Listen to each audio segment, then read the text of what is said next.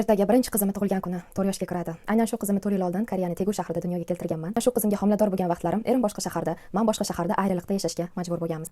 Gap shundaki, 2021-yili men GKS grantini yutib olgandim. Bu Koreyani nufuzli eng katta grant. Xullas, homilador bo'lganimni bilganimdan keyin bir oy o'tar o'tmas GKS grantining ham javoblari chiqqan va men g'olib bo'lganman. Ayni o'sha yillarda bu grantni til kursida o'qish uchun boshqa shaharga jo'natishardi va men ham Tegu shahriga tushib qolganman.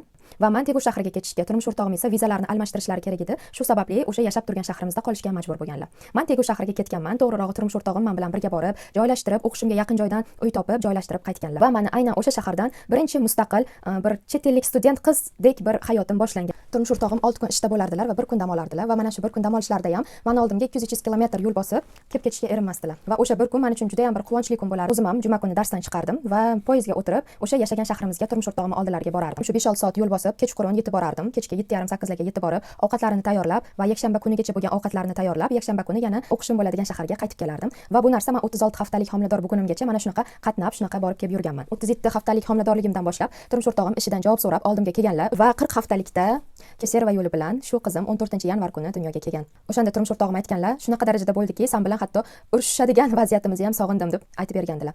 Bunaqa kichkina bir yillik ayriliq bizni yana ham bir-birimizni qadrimizga yetishga o'rgatgan deb o'ylayman. Va bu narsani nimaga aytib beryapman?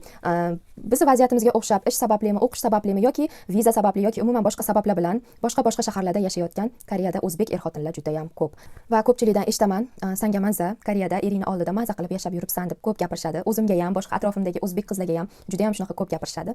Va bilishinglarni xohlardim, hech qaysi o'zbek erini oldiga kelgan o'zbek qizlari maza qilib o'ynab kulib yurgani yo'q, maza qilib aylanib yurgani yo'q. Hammasini o'ziga yarasha qiyinchiligi, o'ziga yarasha sinovini yashab yuribdi.